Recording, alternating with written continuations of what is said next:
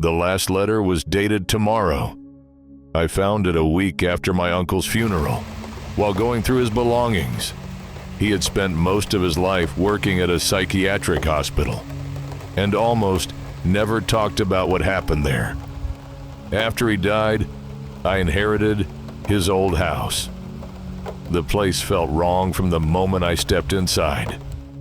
Every clock had stopped, several doors were locked, and some rooms looked as if nobody had entered them for decades. The letter was hidden inside an old photo album. When I saw the date on the envelope, I thought it was a mistake. It was tomorrow's date. Inside was a single sentence. If you're reading this, they've started erasing the evidence again. Do not look for Caleb West. I'd never heard that name before, so I searched for it. I spent hours digging through records and searching online, but I found absolutely nothing. No documents, no photographs, no mention of anyone named Caleb West. It was as if he had never existed. But inside the photo album, he was everywhere. Dozens of photographs showed the same man standing in the hallways of the psychiatric hospital, sitting with doctors, speaking to patients. What disturbed me was that every other face had been scratched out. Every doctor, every nurse, every patient, erased. Only Caleb remained. Then I found a photograph that made my stomach drop. Caleb looked almost identical to my uncle. The same eyes, the same smile, the same face. That night, I couldn't sleep, and at exactly 2:13 in the morning, I heard footsteps upstairs. Slow, heavy, deliberate, as if someone was walking through my uncle's bedroom. I grabbed a flashlight and followed the sound. Beneath an old wardrobe, I discovered a hidden wooden panel. Behind it was a narrow passage, leading to a small room with no windows. The walls were covered with hospital records.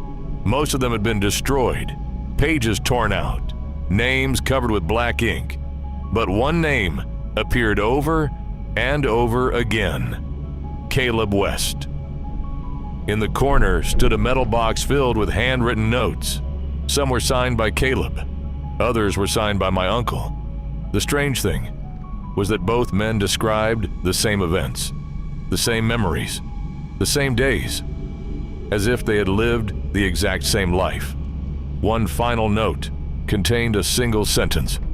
They gave me two names, one to heal, one to be healed. Underneath were two signatures, Caleb and my uncle's name. After that, the letters started appearing.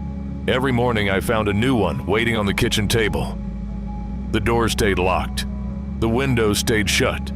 The security cameras never recorded anyone entering the house. Yet the letters kept appearing. Tonight, I received the last one. It was written in my handwriting. Not similar to mine. Mine. Inside was a single sentence. Soon, you will remember your second name. Attached to the letter was a photograph of me sleeping in my bedroom. The picture had been taken the night before. I turned it over. Written on the back were 4 words. Now you have 2 names.